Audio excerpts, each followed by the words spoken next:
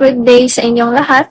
I am Tita Mardo, and I will be discussing problem-solving strategies by making a list. So bago tayo mag-start, here's a few quick tips na magagamit nyo in solving the given examples that I will be showing you in the next slides. So first, of course, analyze the problem, especially kung anong hinahanap and ano yung gagamitin sa mga given ng problem. Next, list down possible outcomes or combinations kasi mostly sa examples dito, mag-iisip kayo to in finding the final answer. And lastly, count the listed outcomes kasi ito yung ilalagay natin sa final answer. So dito tayo sa example number 1. Sarah will be attending a grad reunion. She needs a hairstylist and a makeup artist. She decided to choose from her friend group, Bong, Liza, and Martin. In how many ways can Sarah choose her friends? So, si Sarah mag-attend daw ng grand reunion. Kailangan niya ng isang hairstylist at isang makeup artist. So, pipili siya sa tatlo ng kaibigan, which is si Bong, Liza, and si Martin. Ang hinahanap naman dito, ilang ways kaya mapipili ni Sarah yung tatlo niyang kaibigan. Para mas madali sa susunod na slides, label na muna natin yung mga friends niya. So gawin natin A si Bong, B si Liza, and C naman si Martin. So sino kaya sa tatlo ang maging hairstylist o kaya makeup artist ni Sarah? So since making a list ang method na gagamitin natin, lista na natin yung possible outcomes or combinations ng mga kaibigan ni Sarah. So first, si Bong na muna unahin natin. Si Bong, pwedeng maging hairstylist, tapos si Liza naman yung makeup artist. Or pwede rin si Bong yung hairstylist, tapos yung makeup artist si Martin. Ito naman tayo kay Liza. Si Liza, pwedeng maging hairstylist, tapos si Bong yung makeup artist. Or kaya si Liza yung hairstylist, tapos si Martin naman yung makeup artist. So last kay Martin naman. Pwede siyang maging hairstylist, tapos ang makeup artist si Bong. Or pwede rin si Martin ang hairstylist, pero si Liza naman yung makeup artist. So, bilangin na natin yung outcomes or yung combinations. So, di ba 6 outcomes? Kaya ang final answer, there will be 6 ways for Sarah to choose a hairstylist and makeup artist from her 3 friends. So, nagets niyo ba yung example? If hindi pa po, try niyo ulit sagutan on your own. Pero kung naintindihan nyo na, proceed na tayo sa next example. Example number 2. Alice forgot the 2-digit code of her padlock. Fortunately, she remembered the code has a 3. How many 2-digit numbers can contain a 3? So, nakalimutan daw ni Alice yung 2-digit code ng padlock niya. Pero yung naalala niya lang ay may 3 yun. So, ang hanapin dito para ma-unlock ng padlock is kung ilan ang 2-digit numbers na pwedeng mag-contain ng 3. So, first, let's assume na 0 to 9 ang range ng isang code. List down natin number 0 to 9 sa unahan or first column, tapos yung 3 sa hulihan or second column. So, lista na natin. 0, 3, 1, 3, 2, 3, 3, 3, 4, 3, 5, 3, 6, 3, 7, 3, 8, 3, and 9, 3.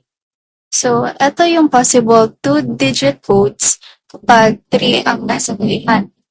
Now, try naman natin na ang 3 naman ang nasa unahan. So, 3, 0, 3, 1, 3, 2. Since meron ng 3, 3 sa naunang row, wag na natin ulitin to. So, proceed na tayo sa 3, 4, then 3, 5, 3, 6, 3, 7, 3, 8, and lastly, 3, 9. So, bilangin na natin ang kada row. 1, 2, 3, 4, 5, 6, 7, 8, 9, 10, 11, 12, 13, 14, 15, 16, 17, 18, 19.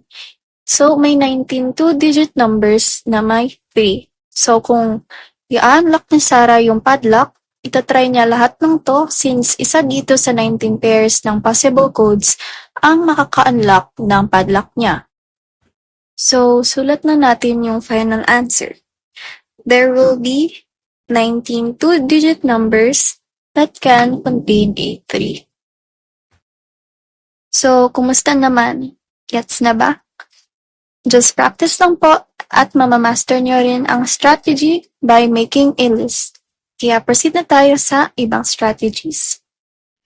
Good day everyone, I'm Marielle Doblon and today I'm going to discuss about a problem-solving strategy called guess and check. So this strategy is about you making guess, check if it's work, and if it doesn't, you try again with a better guess. So to make it easier to understand, I prepared 2 examples. Let's have the first one. So the first example is a farmer has chicken and cows. The total number of animals is 77 and the total number of legs is 188. How many chickens and how many cows does the farmer have? Let's try this one. So, the problem tells us that the farmer has some chickens and cows. The total number of animals is 77 and the total number of legs is 188. We know that every chicken have 2 legs. So we have chicken is equivalent to 2 legs. And every cow have 4 legs. So cow is equivalent to 4 legs. And our task or goal is to find out how many chickens and how many cows there are. We'll start by guessing how many chicken there might be. Let's say na there are 50 chicken. So, since we have 77 total number of animals, the remaining 27 are the cows. Since every chicken nga have 2 legs, we multiply 50 chickens times 2 legs, 100 legs.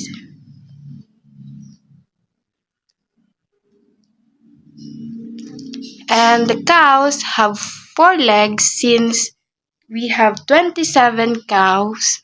Let's multiply 27 times 4 legs is 108 legs.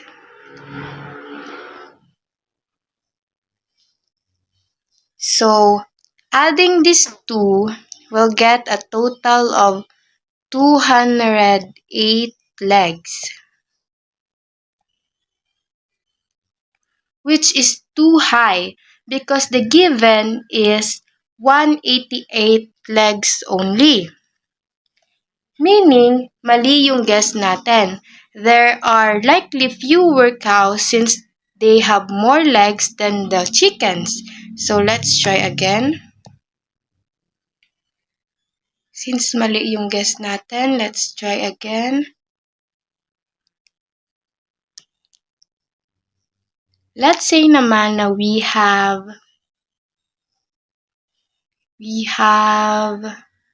let's say 60. Bababaan natin yung bilang ng cows since sila ang pinakamaraming legs. So the remaining 17 are the cows.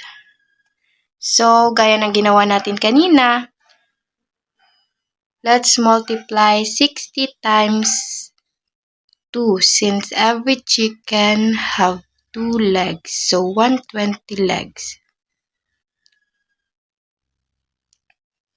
The same with the cows. Let's multiply 17 times 4 since every cow have 4 legs.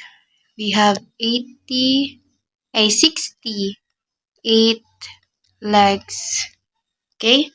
So, adding these two, we'll get a total of 188 legs. So, our guess is correct. This time it's correct. So, to be sure, let's check everything again. Let's start with the total number of animals. Okay. We have the total number of animals, we have 77. So, we have 60 chickens plus 17 cows. We have a total of 77 animals.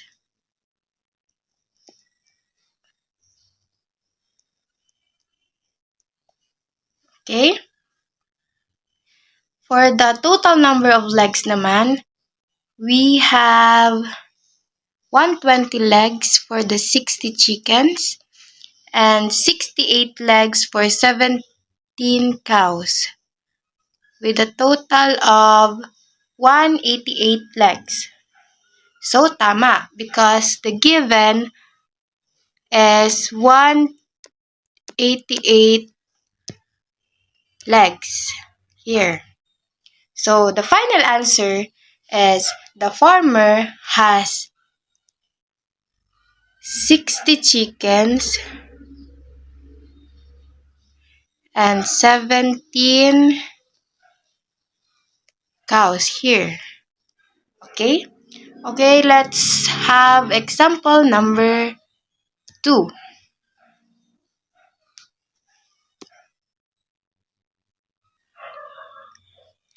Let's have naman the example number 2. A theater has 300 seats. Some of the seats are for the front row and some are for the back row.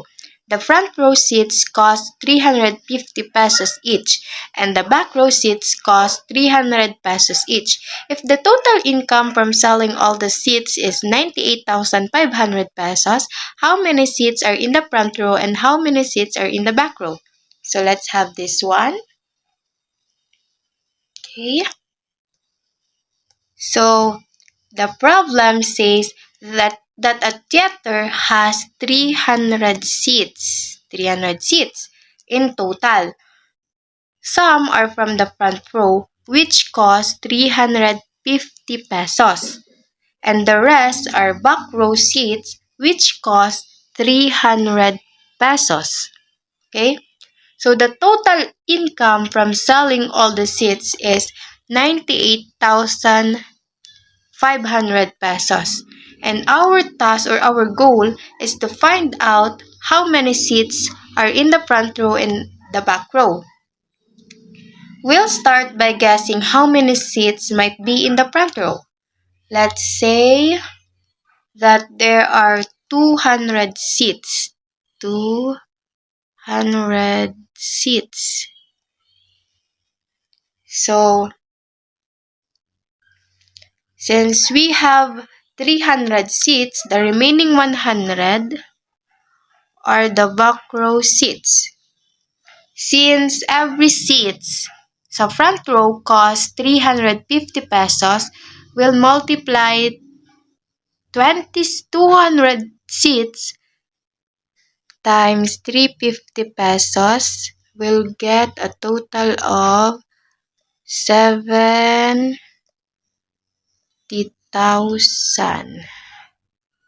pesos. Okay. So, the same with the back row seats. Let's multiply 100 seats times 300 pesos. We'll get a total of 30,000. So, adding these two, we'll get a total income of 100,000, which is too much. Diba? Because the problem says that the income should only be 98,500 28,500 here. Meaning our guess is too high. So there are probably fewer front row seats since they cost more. So let's try again.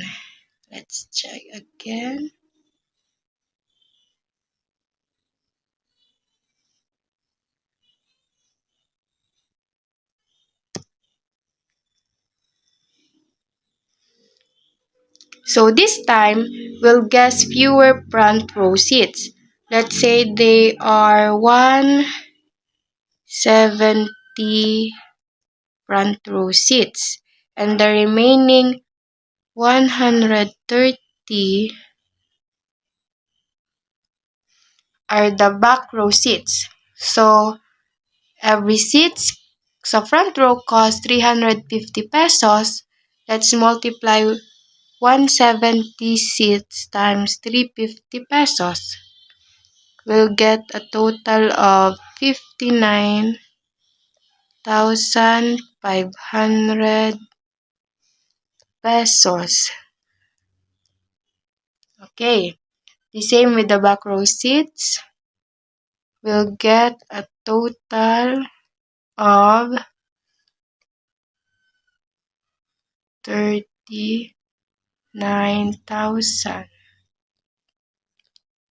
So adding these two, we'll get a total of 98,500. So this time, our guess is correct. So to be sure our guess is correct, let's check everything one more time. Okay?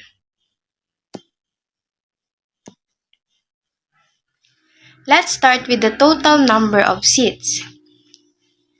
Since we have 300 total number of seats, 170 seats from the front row and 130 seats from the back row is equivalent to 300 seats. So, tama.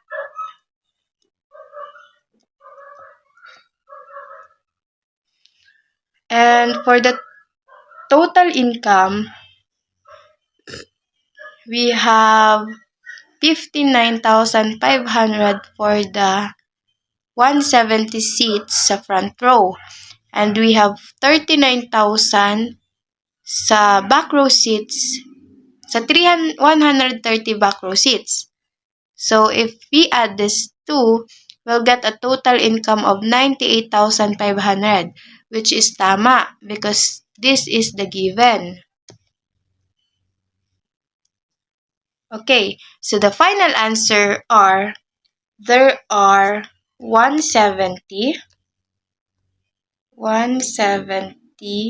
seats in the front row and 130 seats in the back row. So that concludes our lesson for today. Thank you so much. Okay, bye! Good day. I am Saria Shika Alnakji and welcome to our video lesson. Today, we will learn about a problem-solving strategy called logical reasoning. Sometimes, solving problems is not about numbers. Instead, it is about thinking carefully and making smart choices using the information given. That is called logical reasoning. It is easy and fun, so let me show you how it works. Example number 1. 4 kids, namely Alexa, Bob, Katie, and Danielle, each own a pet. A dog, a cat, a bird, or a fish. Alexa is allergic to fur. The bird belongs to someone whose name starts with a B. Katie's pet has fur. Danielle does not own the fish. Who owns each pet? Now, we will solve a logical reasoning problem using a table. Tables help us organize information and find answers step by step. Let's get started. And now we have Alexa, Bob, Katie, and Danielle. We also have our pets, a dog, a cat, a bird, or a fish arranged in a table.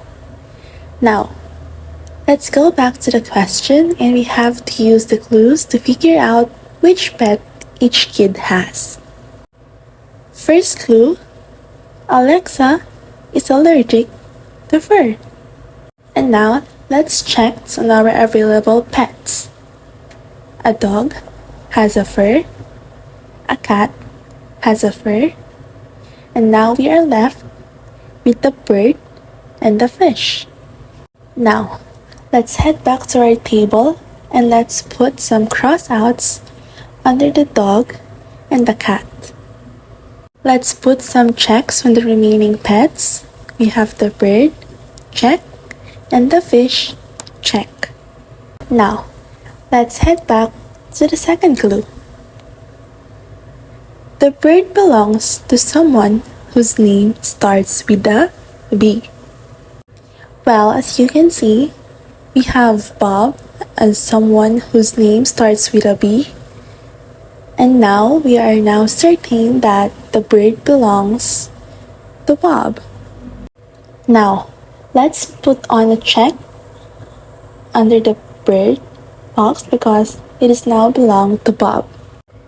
And now that we are certain that the bird belongs to Bob, we have to cross out the bird under Alexa's name. As you can see, Alexa got the fish and Bob got the bird. We're only left with two kids, namely Katie's and Danielle. Now, let's head back to the question and find the third clue. Katie's pet has fur. As you can see, the only furry pets are the dog and the cat. Since Alexa can't have fur, Katie must have one of them. Katie must own either the dog or the cat. And we're gonna choose the dog. So we're gonna leave the only left choice, the cat, for Danielle. Easy, right? Let us now summarize our answers. So Alexa has the fish, Bob has the bird, Katie has the dog, then Danielle has the cat. Easy, right? And it's fun. Let's move on to our second example. For our second example, we have 4 students, namely Mary, Ken, Faith, and Keith, are in different school activities: soccer, chess, theater, and art. Mary does not like outdoor activities. Ken is not in theater. Faith paints during her free time, and Kate loves performing on stage. Which activity each of them participates? For the first step, we have to organize the possibilities into a table. As you can see, I have created a table where Mary, Ken, Faith, and Kate are displayed under soccer, chess, theater, and art. And now we have to look for the clues inside the problem. For our first clue in this problem, Mary does not like outdoor activities. Soccer is an outdoor activity. Therefore, Mary cannot be in soccer. Now we have to put checks on the indoor activities, the chess, theater, and the art, because these are the possibilities that Mary could be in chess, she could be in theater, or she could be in art. Another clue is Ken is not in theater.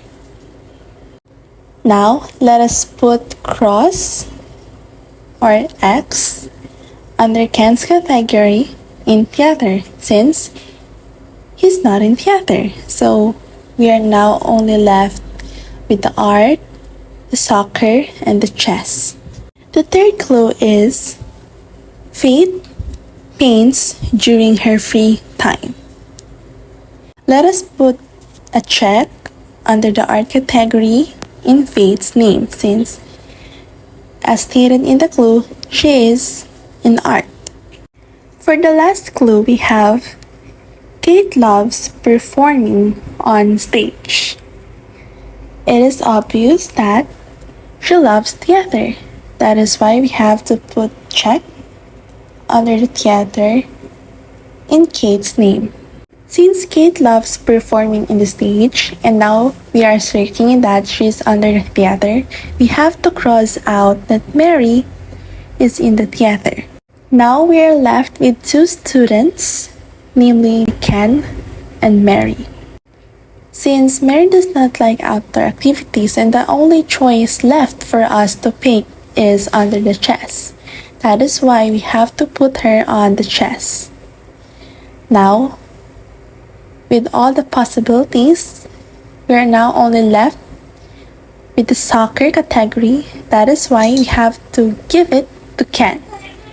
Ken is now under the soccer category. Now let us finalize our answers.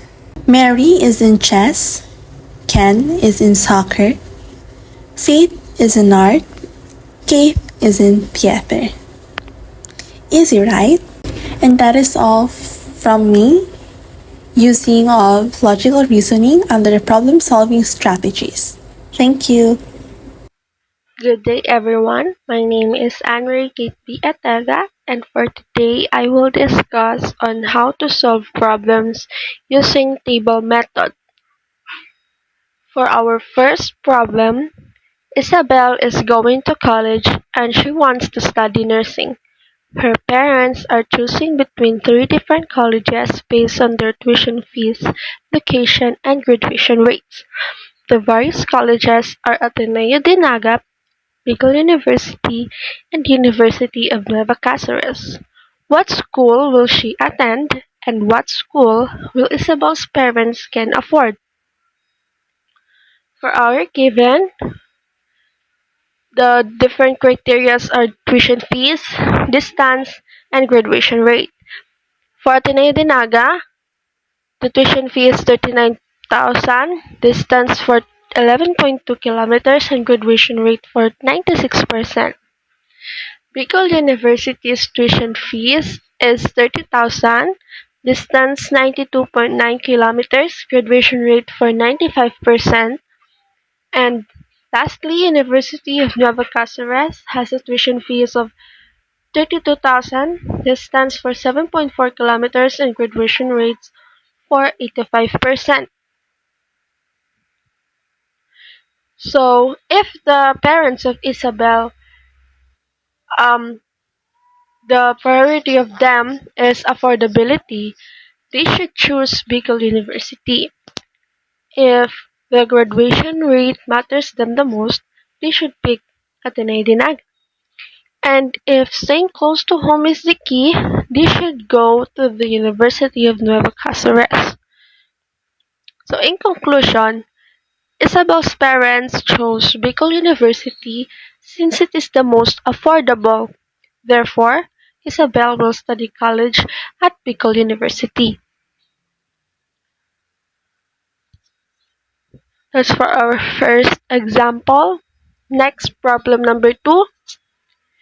Katie is trying to allocate a limited amount of time for her to complete her tasks, and she wants to prioritize them based on deadlines and importance. The subjects she needs to accomplish are biochemistry, physiology, mathematics, and English.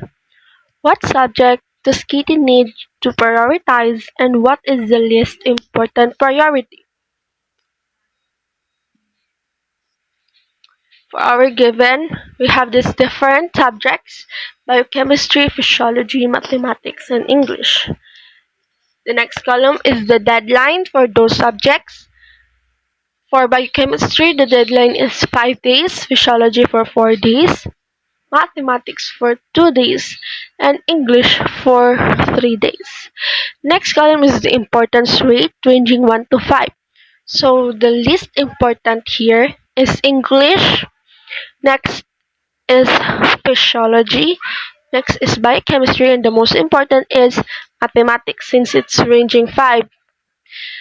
The time needed for the next column: biochemistry for 5 hours, physiology for 3 hours, mathematics for 4 hours, English for 2 hours. Next, for the last column is the priority score. For us to get this priority score, we need to sum the deadline and the importance rate. So, for the solution, like I said a while ago, Katie should use the priority score, decide which task you need to focus on first. So, in biochemistry, 5 plus 3 is equals to 8. Physiology, 4 plus 2 is equals to 6. Mathematics, 2 plus 5 is equals to 7. English, 3 plus 1 is equals to 4. So, in conclusion, biochemistry has the highest priority score, which is 8, so Katie should complete it first. Mathematics comes second, next is physiology, and English comes the last. That's for our problem number 2. Next, for our last example, Christmas Day is approaching, and Pauline wants to make a fruit salad for her family and friends.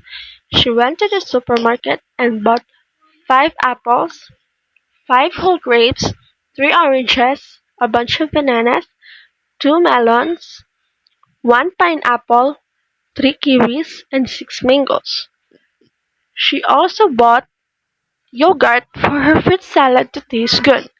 How much cost does she spend? For our given, we use table. For the first column, we have the different fruits that Pauline bought: apples, grapes, oranges, banana, melons, kiwi, pineapple, mangoes, and yogurt. Second column, the price per unit. Next is quantity, and last is the costs. For the solution, we need to multiply each item's price per unit and quantity and get the sum of the costs. So here, the price per unit and the quantity, we need to multiply them. So price per unit times quantity is equals to cost. So 20 times 5 is equals to 100. 30 times 5 is equals to 150. 20 times 3 is 60. 25 times 1 is 25. 30 times 2 is 60. 15 times 3 is 45. 30 times 1 is 30. 50 times 6 is 300. And 250 times 2 is 500. So for us to get the total cost, we need to sum up these costs.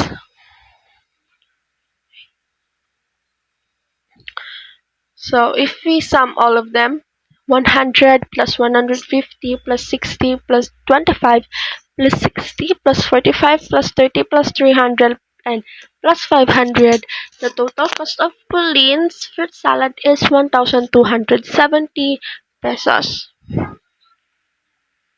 So in conclusion, Pauline's total cost for fruit salad is 1,270 pesos. That's all for our last example. So today I will add some information on what is the advantage or what is the importance of using table method while solving problems. First importance is that tables can help for the structure and organizing data systematically, making it easier to analyze and understand complex problems. While by using table, we can segregate the different information, we can organize them for us to better understand and to solve complex problems. Next, tables presents information in a clear visual format which can be more effective than blocks of text or raw numbers.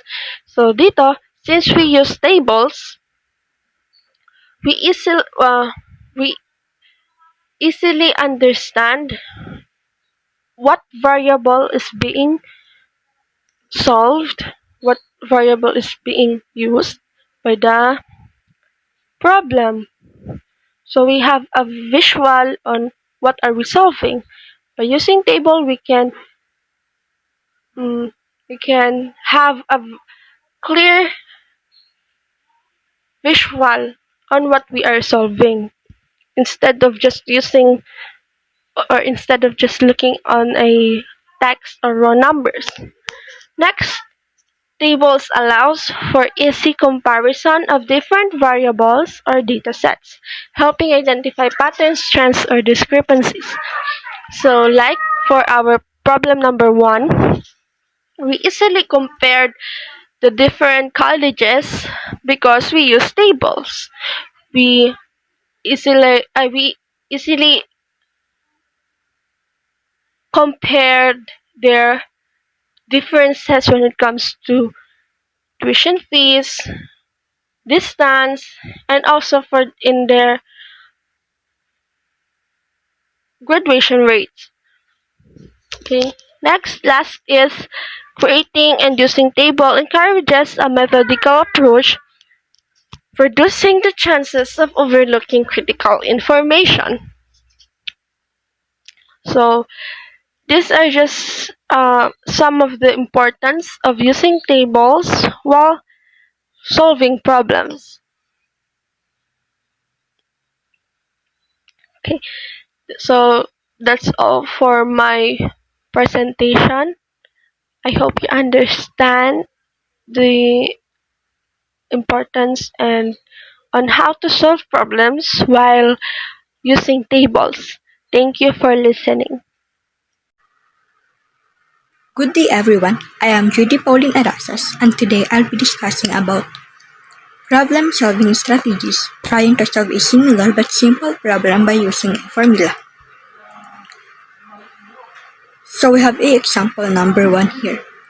Kim had 2 boxes of pencils with 14 pencils in each box.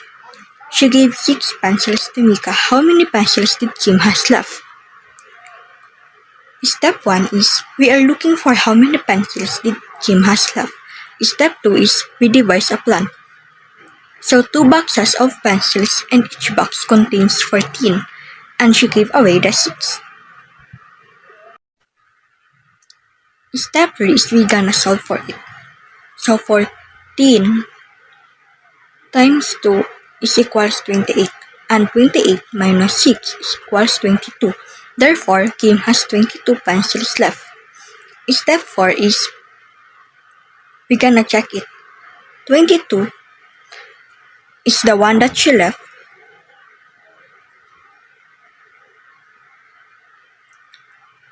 and the 6 is the one that she gave away.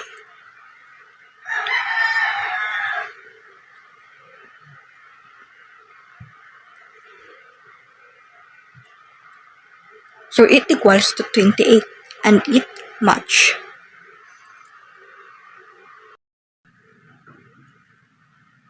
Now let's hop on to example number 2. Kat and Carl went to the movies. Kat bought the 2 movie tickets for 250 pesos each. Carl bought 2 buckets of popcorn at 120 pesos each. How much more money did Kat spend than Carl? Step 1 is we know the problem. So the problem was how much more money did Kat spend than Carl? Step 2 is we devise a plan. So 250 pesos for the tickets and 120 pesos for the popcorns and 2 persons. And we let X be the 250 pesos or the tickets and we let Y be the 120 pesos or the popcorn.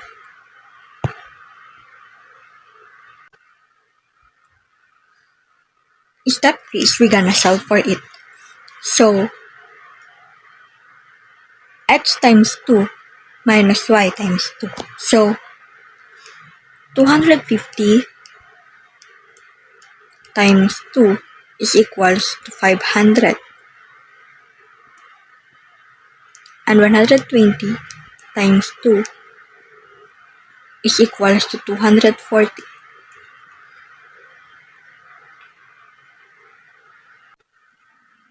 So 500 minus 240 is equals to 260. So Kat spend 260 pesos additional money than Carl spent. Step 4 is we're gonna check it. 260 plus 240 is equals 500. The 240 here was the popcorn.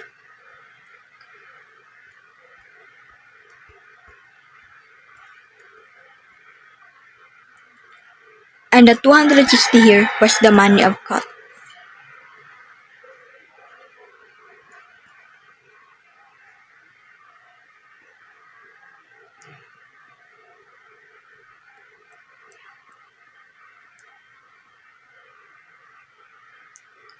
So, Kat spent 260 pesos other than the movie tickets, which is 500, so it equals to 500.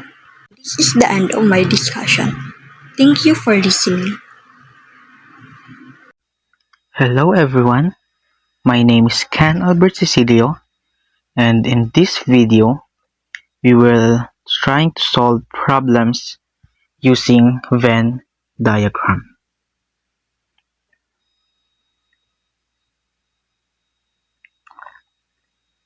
By using Venn diagram, first we will analyze the problem, we will create a plan or devise a plan, then apply problem solving techniques.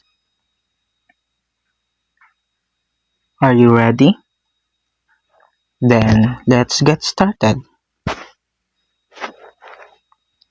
Example number 1. There are 80 students were interviewed. 50 students play basketball, 35 students play soccer, and 20 students play both basketball and soccer. Here's what we want to find out, or ito yung mga question na dapat nating masagutan. How many students play only basketball? How many students play only soccer? And how many don't play any sports at all? Ang una nating gagawin ay gumawa ng Venn diagram. Venn diagram is two circle overlapping sa isa't isa, or two circle overlapping to each other. Para masagutan natin ang mga question na ito, first, kailangan nating i-input yung mga given sa Venn diagram. Isang technique para mas madali nating masagutan ito, lagi tayong magsisimula sa overlapping part o yung sa middle part. In this case, we will start sa pinaka last, or mag-i-start tayo dun sa 20 students who play both basketball and soccer. Yung left part ng Venn diagram is for those students who play basketball, and yung sa right side ng Venn diagram is for those students who play soccer. Meaning, yung middle part are for those students who play both basketball and soccer. And sa given na meron tayo, there are 20 students who play both basketball and soccer.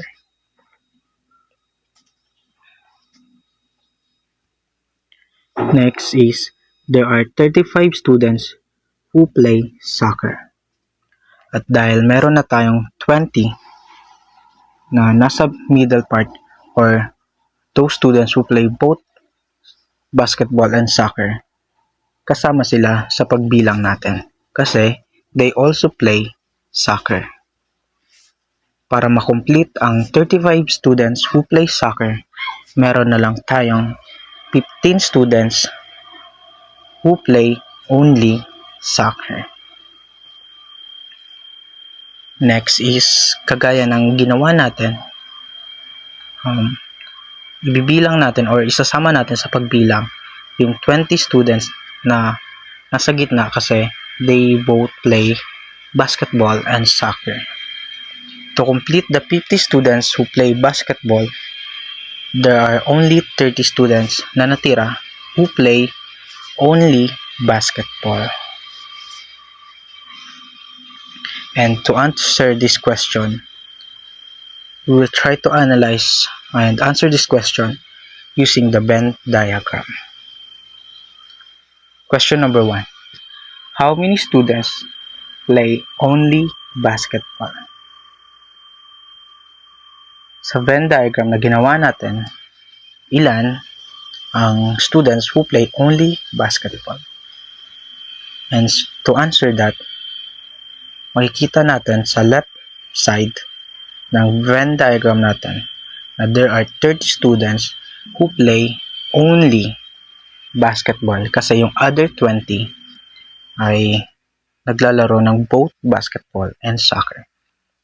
So there are only 30 students who play only basketball.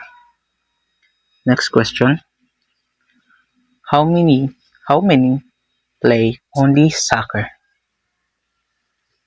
Kagaya ng ginawa natin sa question number 1, makikita natin sa left side ng Venn diagram natin na there are only 15 students who play only soccer kasi yung other 20 ay naglalaro ng both sports. So meaning, dahil ang hinahanap natin are those students who play only or yung ang nilalaro na lang nila ay only soccer, there are only 15 students who play soccer or only soccer. Next question. How many students who don't play any sports at all? To answer this question, kailangan natin ay i-add yung mga given na nandoon sa loob ng ating Venn diagram. Bakit? Kasi yung mga nasa loob ng Venn diagram, sila yung mga students who play sports. Kaya, i-add natin sila. 30 plus 20 plus 15. Try natin i-compute. 30 plus 20 equals 50. 50 plus 15 equals, tama, 65. There are 65 students who play sports. And para mahanap natin yung mga tao o yung mga students na hindi naglaro ng any sports, kailangan natin itong i-minus sa total students na na-interview natin. So, 80 students were interviewed, meaning 80 minus the total students who play sports for 80 minus 65. 80 minus 65 equals 15. There are 15 students who don't play any sports at all. Yan. Lagay natin. Yan yung sagot. 15 students who don't play any sports at all.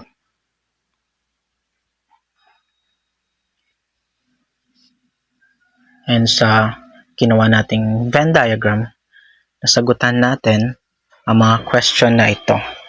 How many students play only basketball? How many students play only soccer? And how many students who don't play any sports at all? Sa ginawa nating Venn diagram, na-solve natin ang mga problem na ito.